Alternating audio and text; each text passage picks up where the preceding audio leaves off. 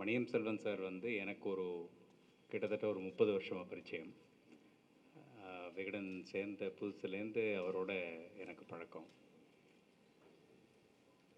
இன்றைக்கி எனக்கு இருக்கக்கூடிய இந்த எக்ஸிபிஷனில் நான் வியந்த ஒரே ஒரு விஷயம் என்னென்னா, 82 வருஷமாக 2 தலைமுறையாக இத்தனை ஓவியங்கள் வரைந்து கொண்டிருக்கும் இந்த ஓவியர்கள், இந்த 82 வருஷமாக இருக்கக்கூடிய இந்த ஓவியங்களை அப்படியே பாதுகாத்து வச்சிருக்கிறதுங்கிறது தான் அது எங்களுக்கான எங்கள் எல்லாருக்குமான. ஏன்னா விகடன் ஆர்கைவ்ஸ்னு பார்க்கும்போது நாங்கள் செய்ய வேண்டிய பல வேலைகளை வந்து இதை பார்த்து கற்றுக்கணும் போல் இருக்கு. அந்த அளவுக்கு வந்து ப்ரிசர்வ் பண்ணி வச்சுருக்கீங்க. அதில் மாசை சார் எப்போவுமே தெளிவாக இருப்பார். எனக்கு அப்போல்லாம் புரியல. ஆரம்பத்தில் வந்து அவர் ஓவியங்கள் வரைஞ்சிட்டு அதை திரும்ப கேட்டுருவார், ஒரிஜினல் கேட்டு வாங்கிடுவார். அப்போ எங்களுக்கு புரியல, அதோடைய ஒரிஜினலுடைய மதிப்பும் புரியல, அவர் ஏன் அதை திரும்ப கேட்குறாருன்னு புரியல. ஆனால் அவர் நாசூக்காக ஒரே ஒரு விஷயம் மட்டும் சொல்லுவார், நான் அது நல்லா பாதுகாத்து வச்சுப்பேங்க, நான் அதை வந்து ப்ரிசர்வ் பண்ணி வச்சுப்பேன் அப்படிம்பார். சரி, அவர் ஏதோ சொல்கிறாருன்னு சொல்லிட்டு நாங்களும் அதை விட்டுருவோம். இப்போ பார்த்தா அவர் ப்ரிசர்வ் பண்ணி வச்சதெல்லாம் தெளிவாக தெரியறது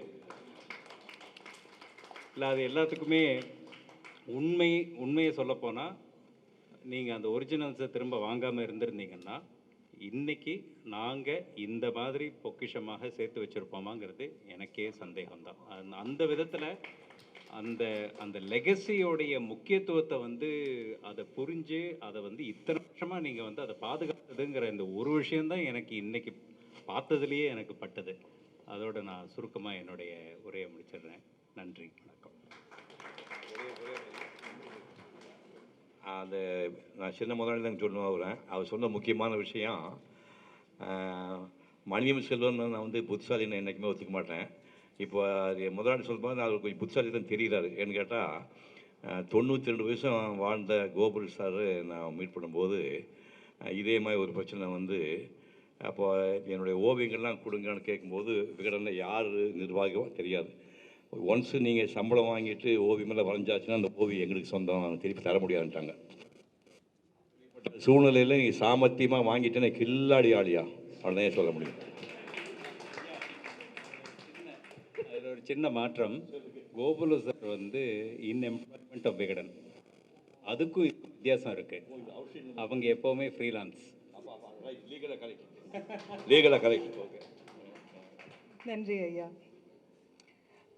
அப்பாவின் உடன்பிறவா சகோதரர், ஓவியரும் நடிகரும் பேச்சாளருமான திரு சிவகுமார் ஐயா அவர்கள் எந்த ஒரு முக்கியமான நிகழ்வுக்கும் அவரின் ஆலோசனை கேட்காமல் அப்பா செயல்பட்டதில்லை.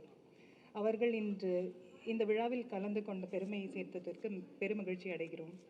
இவரை அன்புடன் உரையாட எல்லாருக்கும் வணக்கம்.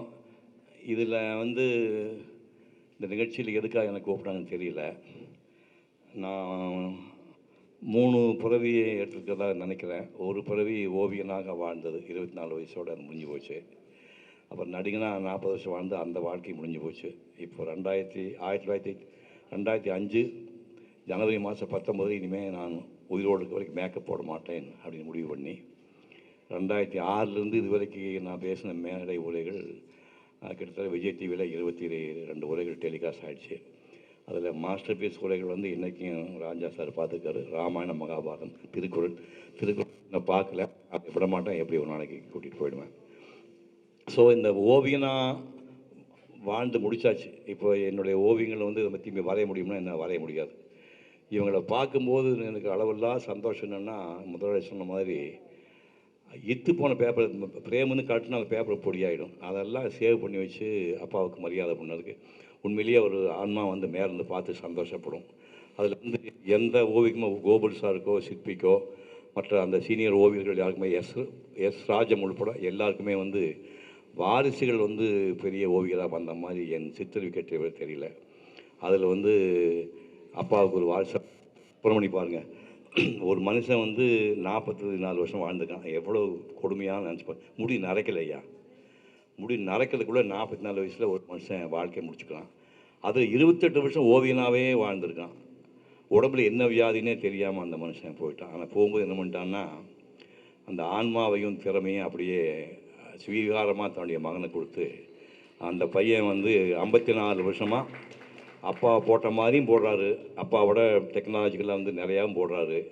அப்பா வந்து கல்கியில் மட்டும் ஒர்க் பண்ணார். கல்கியில் வந்து 1941 கல்கி ஆரம்பிக்கப்படுது.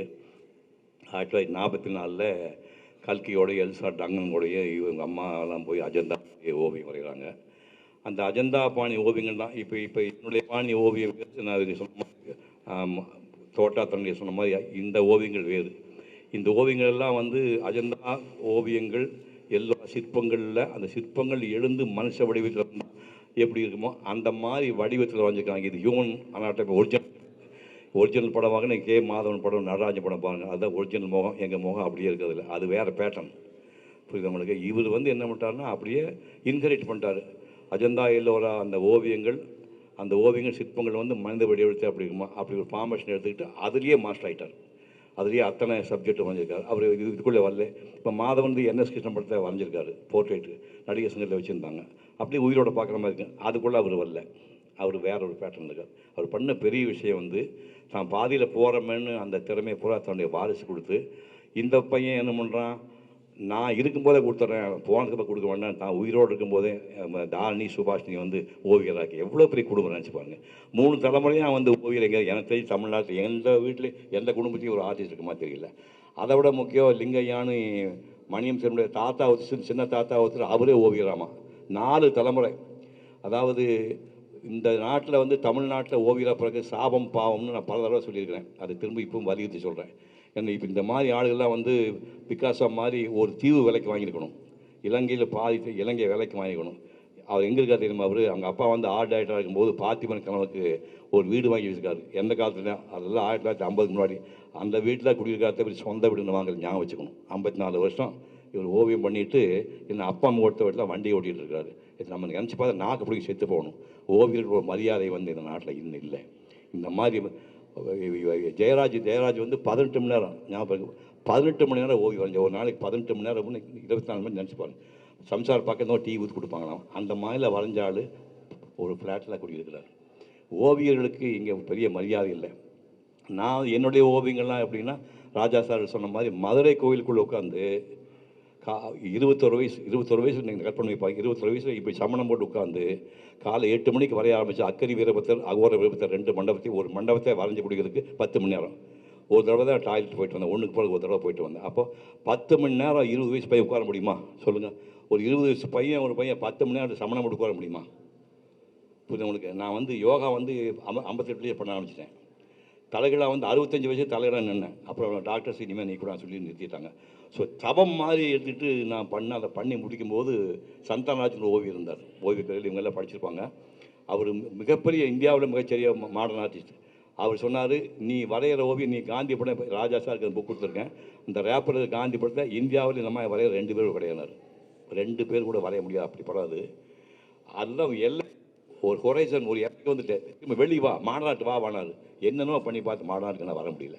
அப்போ அவர் சொன்னார், உன்னுடைய ஓவியம் வந்து 14ஆம் என்னப்பா மைக்கு கலாடா பண்ணுது, கொஞ்சம் கரெக்ட் பண்ணிக்க.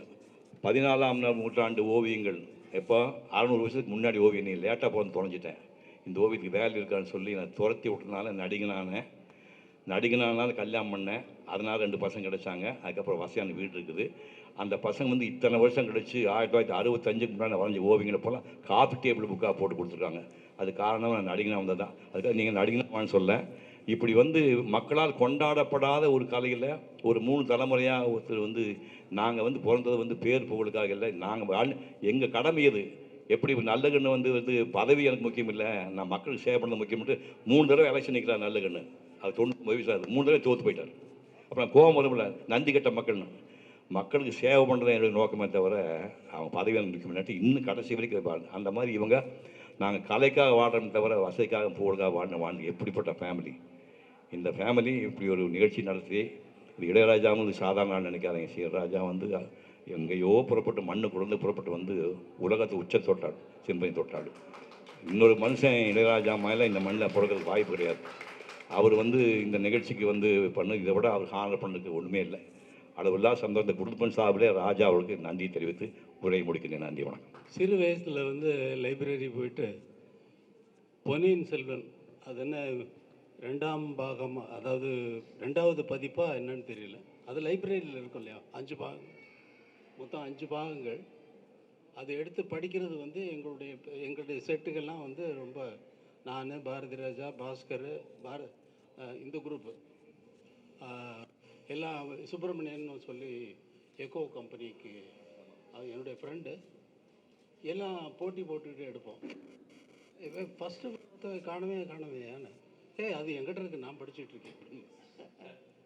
அப்படி படித்து கல்கி சாரு தான், கல்கியினுடைய எழுத்து தான் என்னுடைய கற்பனையை தூண்டி விட்டதே தவிர, அவருடைய எழுத்தினால் எனக்கு கற்பனை உலகத்திலே பறக்கிறது என்பதை வந்து எனக்கு ஆசிரியராக குருவாக இருந்தது வந்து கல்கி தான். அவருடைய ஜோக்ஸும் சரி, அந்த வந்தியத்தேவன் அடிக்கிற ஜோக்கு, வந்தியத்தேவன் குந்தவைக்கு இருக்கிற காதல், இதெல்லாம் வந்து என்னுடைய கற்பனைகளை தூண்டிவிட்ட சமாச்சாரங்கள். இந்த வந்தியத்தேவனையும் குந்தவையையும் மணியன் சார் வரைஞ்ச அந்த உருவங்கள் தான் எனக்கு கண் முன்னாடி வந்ததே தவிர, பொன்னியின் செல்வனை பார்க்குற மாதிரியே இல்லை. எனக்கு குறை சொல்கிறேன்னு நினைக்காதீங்க. அந்த அளவுக்கு தாக்கம் இளவயதில் வந்து நான் படித்து இந்த பொன்னியின் செல்வன் 5 பாகத்தை எத்தனை தடவை படிச்சிருப்பேன்னு எனக்கு தெரியாது, ஞாபகம். கணக்கு வழக்கற்ற தடவை படிச்சிருப்பேன். அதே போல் கற்பனை உலகத்தில் மிதக்க வைத்தது அந்த பொன்னியின் செல்வன்கிற அந்த நாவல் தான். ஜெயகாந்தன் பெரிய எழுத்தாளர். எனக்கு பிற்காலத்தில் அவர் ஆசானுமானார், அதாவது குருவுமானார், எல்லாம் ஆனார். இவ்வளவு தான் நெருக்கமாக இருந்தாலும் கூட ஜெயகாந்தன் எழுத்து வந்து பக்குவப்பட்ட ஆட்களுக்கு, உயர்ந்த நிலையில் இருப்பவர்களுக்கு அது மிகவும் உயர்ந்த தன்மைகளை போதிக்கிற சமாச்சாரம். வெறும் விவாதங்களை வைத்து சமூகத்தில் எதை கூடாது என்று சொல்கிறார்களோ, ஏன் அது அப்படி இருக்கக்கூடாது என்று விவாதிக்கக்கூடிய தன்மைகளை உள்ளடக்கியது. ஆனால் கற்பனை, ஒரு சரித்திரம், ஒரு கதை, ஒரு காதல், ஒரு சாதாரண மனிதனுடைய உணர்வு, இத்தனையையும் அடக்கி கல்கி அவர்கள் எழுதிய அந்த பொன்னியின் செல்வன் தான். பொன்னியின் செல்வன் மட்டுமல்ல, மற்ற அந்த இல்லை சிறுகதைகள் கூட 786 அது அந்த மாதிரி ஒரு சின்ன கதை, அது கூட வந்து இருக்கும். அடிக்கடி ஜோக்ஸில் வந்து எங்களுக்கு வந்து கல்கி சாருடைய ஜோக்கு தான் ஞாபகத்துக்கு வரும். அவர் வந்து சீரியஸாக இருக்கார், ஹாஸ்பிட்டலில் அட்மிட் பண்ணியிருக்காங்க. ஹாஸ்பிட்டலில் அட்மிட் பண்ணாங்க, டாக்டர்லாம் வந்து பார்த்துட்டு போனாங்க. வந்து எல்லாம் ரொம்ப ஆவலோடு போயிட்டு என்னாச்சு கேட்குறாங்க. கல்கி சார் சொல்கிறார். கல்கி சார் வெளியே வந்தார். டாக்டர் ஒன்றும் இல்லைன்னு சொல்லிட்டாரு. அப்படியா, இல்லை க்யூர் பண்ணுற மாதிரி ஒன்றும் இல்லைன்னு சொன்னார்.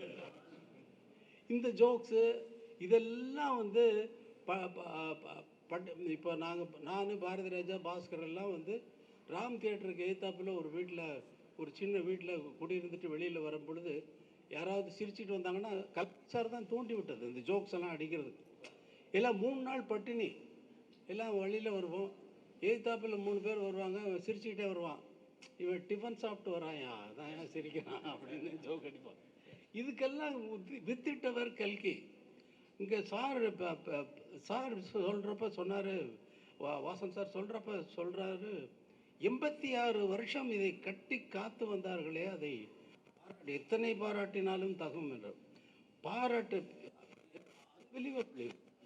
நான் 46 வருஷம் என்னுடைய இசையை அன்னக்கிளியிலிருந்து இதுவரை சேகரித்து வைக்க வேண்டும் என்று நான் எழுதிய நோட்ஸ் எல்லாம் தேடி ஒரு ஆர்கைவ்ஸ் உண்டு பண்ணுறதுக்காக தேடினா பல படங்களுடைய நோட்ஸை காணவே காணும்.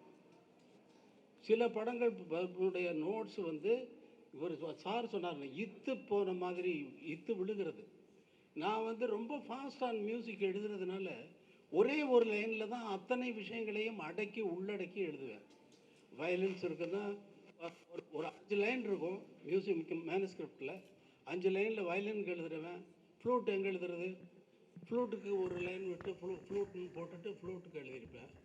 அதுக்கப்புறம் செல்லோ, வியாலோஸு, செல்லோ, பேஸு, அப்புறம் கார்ட்ஸு, கிட்டார் வாசிக்கிறவனுக்கு கார்ட்ஸு, பேஸ் வாசிக்கிறவனுக்கு பேஸ் பேட்டர்ன் என்னன்றதில் ஒரே லைனில் போகும்.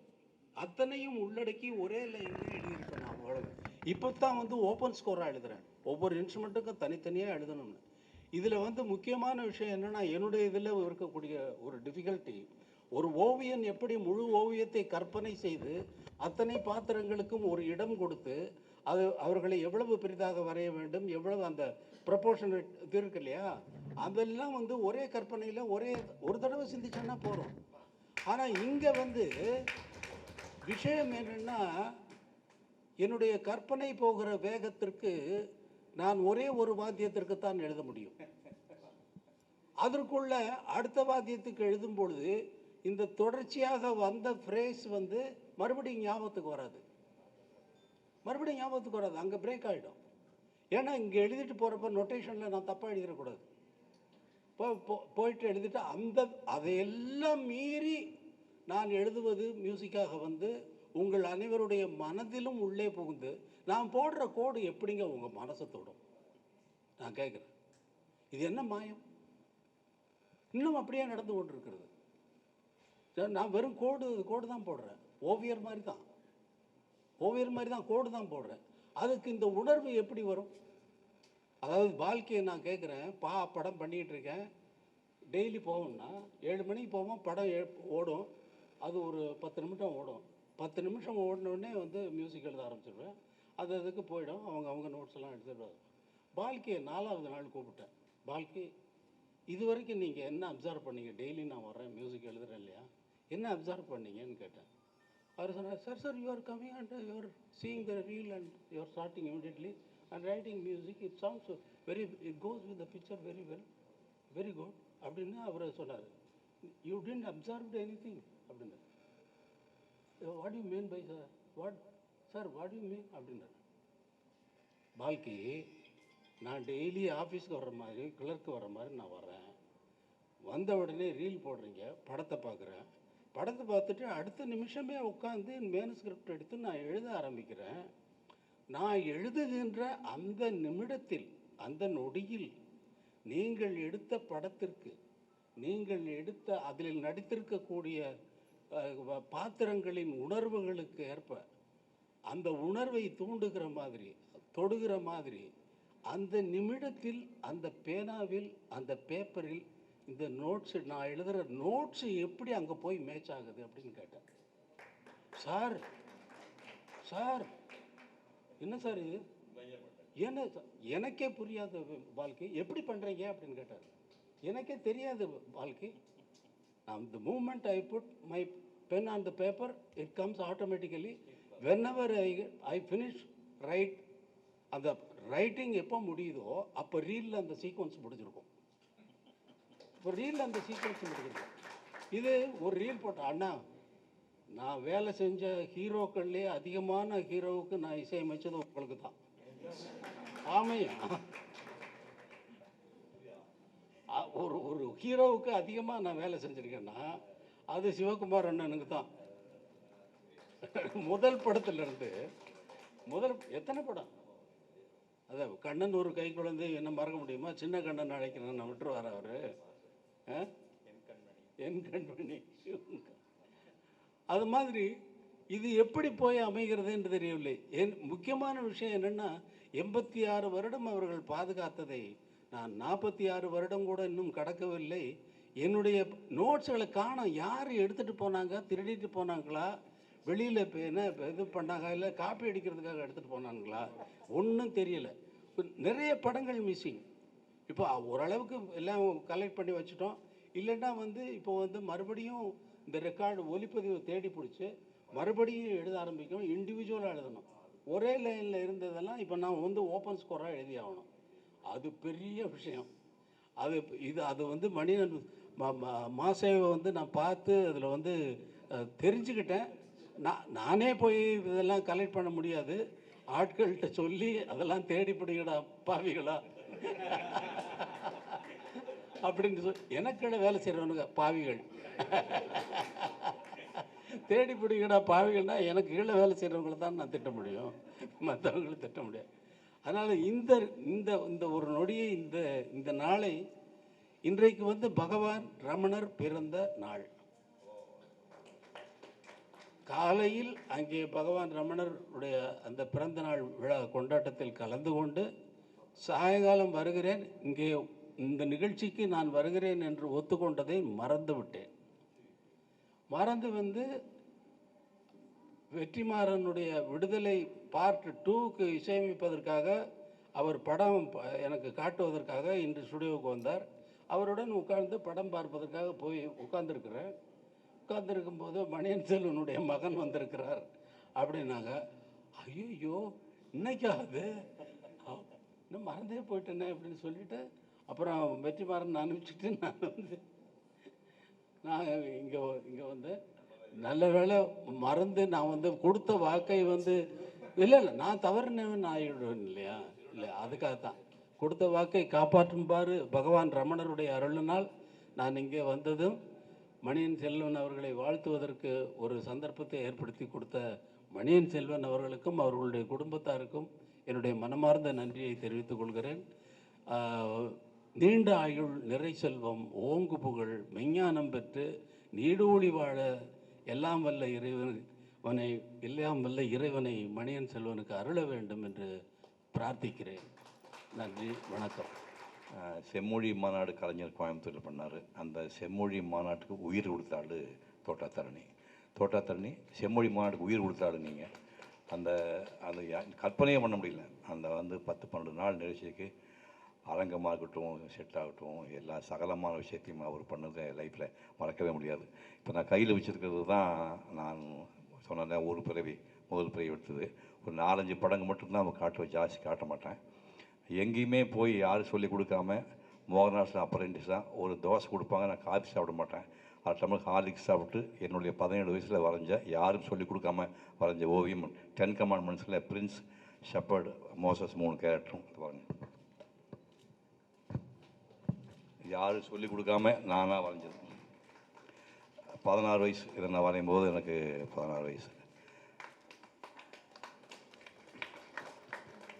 அப்புறம் ஓவியக் கல்வியில் சேர்ந்து எனக்கு 22 வயசு இருக்கும்போது திருவண்ணாமலையில் விருதுநகர் நாடார் சத்திரம் இருக்குது. அங்கே ஓசியில் தங்கிட்டு, தம்பி இங்கே வந்து படுக்கிறதுக்கு மட்டும் வந்துட்டு குளிக்கிறதெல்லாம் வெளியில் குளிச்சுக்கணும், 2 நாளைக்கு ஒரு தடவை 4 நாள் குளிச்சு ஒரு ஹோட்டலில் குளிச்சுட்டு பப்ளிக் பிளேஸ் டாய்லெட்டுக்கு போயிட்டு நான் வந்து திருவண்ணாமலை 1963 சன்னதி தெருவில் போனேன். ஒரு வீட்டில் மாடியில் ஏங்கல் நல்லா இருக்குன்னு தோணுச்சு. உள்ளே போய் எட்டி பார்த்தா ஒரு பொண்ணு அப்போ தான் புதுசாக தாலி கட்டி இருக்குது, மஞ்சள் பொண்ணு காயில். மாடியில் போய் இந்த ஓவியம் வரைஞ்சிக்கிறேன்னு சொன்னேன். ஒரு மாதிரி பார்த்து தொப்பி வச்சுக்கணும் பயந்துட்டு, நல்ல பையன் தப்பெல்லாம் பண்ண மாட்டேன். ஒரு சந்தேகம் வந்து மாடி அனுப்பி உள்பக்கம் பூட்டிங்கன்னு சொன்னேன். உள்ளே மேலே அனுப்பிட்டு உள்ளே பூட்டிடுச்சு. இப்போ மாடியில் உட்காந்து 3 மணி நேரம் திருவண்ணாமலை கோயில் வரைஞ்சதான் இந்த ஓவியம்.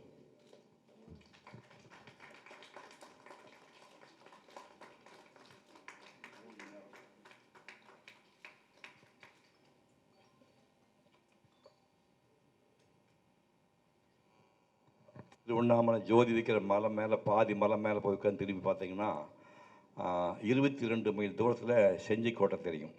22 மைல் தூரத்தில் ஹேசியாக லைட்டாக வந்து ப்ளூ கலர் தெரியும். அதுக்கப்புறம் வயக்காடு தெரியும், காஞ்சிபுரம் பகுதி தெரியும், தோப்புகள் தெரியும். அப்படியே வந்து 4 கோபுரங்கள், 4 கோபுரத்து பின்னணியில் தூரத்தில் மலைகள், செஞ்சிக்கோட்டை. இது வந்து 8 மணி நேரம் காலையில் 8 மணிக்கு வந்து சாயங்காலம் 4 வரைக்கும் சிங்கிள் ஷீடிங்கில் வரைஞ்ச ஓவியம் இது.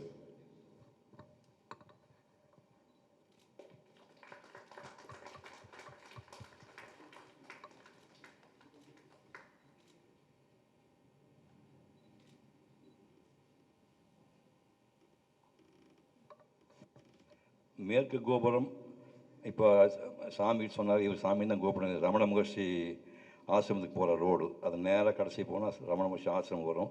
மேற்கு கோபுரத்துலேருந்து தெற்கு நோக்கி போகிற ரோடு. இதை வந்து ஒரு மாடியில் உட்காந்து ஒரு 3.5 மணி நேரம் வரைஞ்சது. இப்போ இந்த கோபுரமெல்லாம் இதில் ப்ரௌன் கலர் இருக்கும். அப்போல்லாம் வந்து கும்பாபிஷேகம் பண்ணல.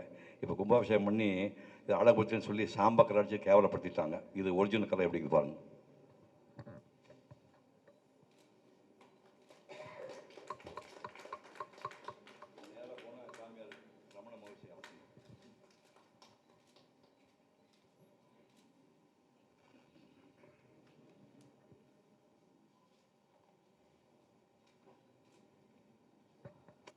கன்னியாகுமரி காந்தி மண்டபம் கடைசியாக வந்து நான் போய் வரைஞ்சது 64. இதுக்கப்புறம் நடிக்கிறதுக்கு வந்துட்டேன். கடைசியாக வந்து அங்கே ஒரு தர்மச்சத்திரம் போது கன்னியாகுமரி கோயில் பக்கத்தில் தர்மச்சத்திரம் 2 ரூபா வாடகை. அந்த 2 ரூபா வாடகையில் இந்த பேப்பர் பையெல்லாம் வச்சுட்டு வெளியில் காத்தாட வெளியில் படுத்துக்குவோம். குடிக்கிறதெல்லாம் வந்து ஆத்தோட்டத்தில் குடிச்சிக்க வேண்டியதுதான். அப்படி வந்து 1964 எந்த இடத்துல உட்காந்து கன்னியாகுமரி காந்தி மண்டபம் வரைஞ்சனோ, அதுக்கப்புறம் சரியாக 6 ஆண்டுக்கு அப்புறம் அந்த இடத்துல உட்காந்து டுவைட் பாடுற வாய்ப்பு யாருக்கு வரும் கற்பனை பண்ணி பாருங்கள். 1970 எந்த இடத்துல உட்காந்து கன்னியாகுமரி காந்தி மண்டபம் வரைஞ்சனோ அந்த இடத்துல உட்காந்து டுவைட் பாடினேன். இதுதான் அந்த காந்தி மண்டபம்.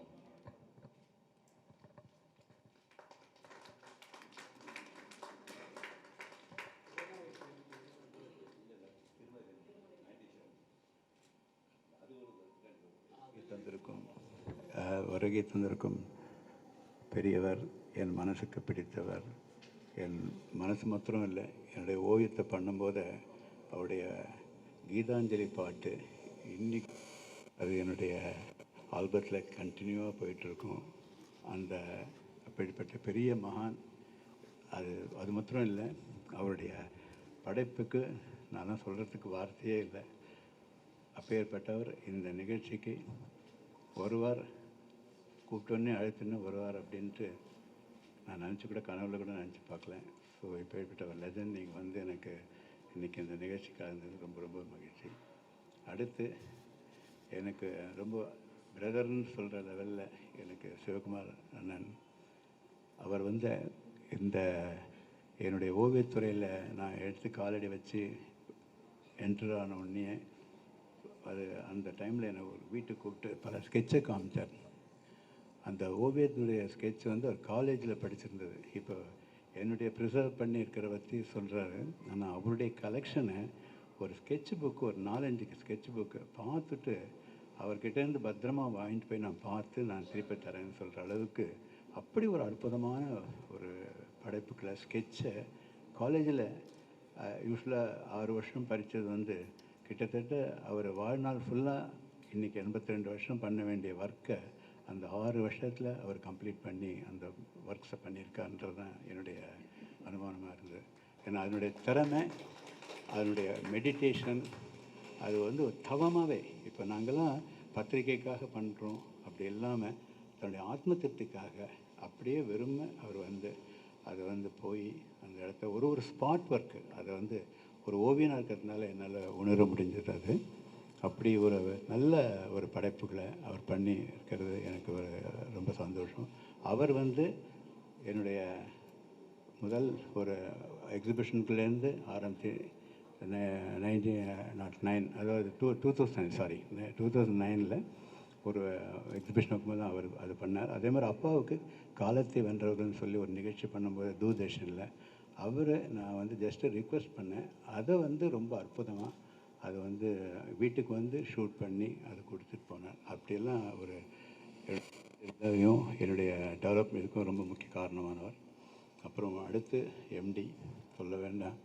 எனக்கு எஸ்எஸ் வாசன் சார் இருக்கும்போதே 69 அதுக்கு வாய்ப்புக்காக என்னோடய படங்கள்லாம் அவர் பார்த்து சான்ஸுக்காக கொடுத்தபோது பார்த்த டைமு அந்த 69 அதுக்கப்புறம் என்ன ரிசல்ட்டுன்னு தெரியாது, ஆனால் அந்த படத்தை பார்த்துட்டாரு அப்படின்னு தெரியும். அதுக்கப்புறம் அந்த டைமில் அவர் மரணம் அடைந்ததுனால அதுக்கப்புறம் அந்த பெரிய என்ன விகடன்றது ஒரு பெரும் கோட்டை. அதில் வந்து ஒரு பர்டிகுலர் அப்போல்லாம் ஒரு ஸ்டாஃப் மாத்திரம்தான் இருந்து ஒர்க் பண்ணுவாங்க ஒரு பத்திரிக்கைக்கு, இண்டிவிஜுவலாக ஒவ்வொரு இதுலையும். ஸோ அப்படி ஒரு பெரிய பத்திரிக்கையில் எனக்கு பாலசுப்ரமணியம் அவர்கள் வந்து ஆசிரியர் பெரிய அவர் வந்து எனக்கு வாய்ப்பு கொடுத்ததும் சரி, அதுக்காக எனக்கு ஒரு பெரிய சர்ஃபேஸ் என்டையராக அது வந்து அற்புதம் கொடுத்து எனக்கு ஒரு வாய்ப்பளித்தார். இப்போது என் டாக்டர் சார் சொன்ன மாதிரி அப்பாவுக்கு கல்கி கிடைச்ச மாதிரி எனக்கு விகடன் கிடச்சிது.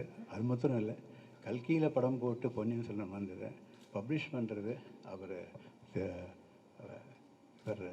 எனக்கு ஆக்சுவலாக எப்படி சொல்கிறது, இப்போ எம்டின்னு தான் உங்களுக்கு நான் பேர் சொல்கிறத விட இல்லை அது மாதிரி அப்படி இருந்த ஒரு டைமில் அந்த டைமில் இருந்தாலும் கூட நீங்கள் அந்த பண்ணணும் அப்படின்ற உத்வேகம் கொடுத்து அந்த டைமில் இந்த புக்கு இன்னி வரைக்கும் அந்த 70 ஆண்டு தாண்டியும் இப்போ அந்த அவருடைய படைப்புகள் உயிர் பெற்றிருக்கிற அந்த உயிர் ஓவியத்தை அதுக்கு ஒரு இதை கொடுத்து மதிப்பும் அதனுடைய வேல்யூவும் கொடுத்து அந்த புக்கில் போட்டு எல்லா படங்களோடையே பண்ணார் அவர். ஸோ இப்படி என்னுடைய இதெல்லாம் வந்து இது பண்ணும்போது என்னுடைய வாழ்க்கையில் நான் எனக்கு ஒரு நீண்ட நாள் கனவு இது வந்து இந்த எக்ஸிபிஷனும் பண்ணணுன்ட்டு. ஏன்னா அது வந்து எக்ஸிபிஷன்றது நம்ம தனியாக ஒரு இண்டிவிஜுவலாக ஒரு 100 பேரோ ஒரு 1000 பேரோ கூப்பிட்டு பண்ண முடியும். ஆனால் மேக்சின் மாத்திரம் ஒரு எக்ஸிபிஷனே இல்லாமல் வாரம் பல லட்சம் பீப்புளை போய் அந்த படம் தானாக போய் கிடச்சிது. ஸோ அது ஒரு பெரிய எங்களுக்கெல்லாம் ஒரு பெரிய என்கரேஜாக இருந்தது. இந்த எக்ஸிபிஷன் பண்ண கனவு வந்து அப்பாவுக்கு இந்த 100 ஆண்டு வரும்போது அது அவசியம் பண்ணணும்னு சொல்லி முயற்சி எடுத்து இந்த நூற்றாண்டில் பண்ணுறதுக்கு ஒரு நல்ல ஒரு வாய்ப்பு கிடைத்தது. அந்த இடத்துல பெரியவர் ராஜா அவர்கள் வந்து வரணும் அப்படின்றதுக்கு முக்கிய காரணமாக என் மனசுக்குள்ளே தோன்றி கேட்டதுக்கு காரணமே, அவர் வந்து இசையில் இவ்வளோ பெரும் சிறப்பும் இதுவும் இருந்தாலும் அந்த ஓவியத்தை பற்றி அவர் வந்து ஒரு வாட்டி என்கிட்ட பேசும்போது ரெம்பரண்ட்டோட படம், அந்த லைட் அண்ட் ஷேட் படம் பிடிக்கும், பார்த்துருக்கேன் அப்படின்னு சொல்லி தன்னுடைய போர்ட்ரேட் பண்ணும்போது அதை குறிப்பிட்டு சொல்லி பண்ண சொன்னேன். அப்போ எனக்கு ஆச்சரியமாக இருந்தது. இசையில் இருந்தாலும் கூட அந்த ஓவியத்து மேலே அந்த அவ்வளோ ஆர்வத்தோடு அதை கிரகிச்சிருக்கார் அப்படின்னு வரும்போது, அவர் வந்து இந்த எல்லா கலைகளையும் அதை அப்சர்வ் பண்ணதுனால அவர் வந்து இந்த இடத்துக்கு வரணும்னு சொல்லி நான் ஆசைப்பட்டேன். அதே மாதிரி எனக்கு விகடன் வந்து எனக்கு ஒரு பெரிய சர்ப்ரைஸ் தந்தது. அதுக்காக இவர் சீனிவாசன் வந்து நான் வரணும் அப்படின்ட்டு ஆசைப்பட்டேன். ஆனால் சிவகுமார் அவர்கள் சொல்ல வேண்டாம், அவர் உடன் இருக்கிறதுனால என்னுடைய இதுக்கு வந்து ரொம்ப என்கரேஜ் பண்ணி எல்லா டைரெக்ஷனும் வந்ததான். எதிர்ப்பக்கம் தம்பி என்ன சொல்லணும், தோட்டதர்ணி என்னை காலேஜிலேருந்து நாங்கள்லாம் ரொம்ப ஸ்டூடெண்ட் சைக்கிள்லேயே டபுள்ஸ் எல்லாம் அடிச்சு நம்மலாம். ஸோ அப்படியெல்லாம் ஒரு ரொம்ப அற்புதமான நிகழ்வு வந்ததும் எனக்கு ரொம்ப பெருமை. இந்த நிகழ்வு என்னோடய வாழ்நாளில் எனக்கு கிடைச்ச ஒரு பெரும் பாக்கியமாகவும், இந்த பெரிய லெஜண்ட்ஸ் எல்லாம் வந்து இதை நடத்தி கொடுத்ததுக்கு அவங்களுக்கு ஒரு நன்றியும் என்னுடைய வணக்கத்தையும் தெரிவிச்சுக்கிறேன். நன்றி, வணக்கம்.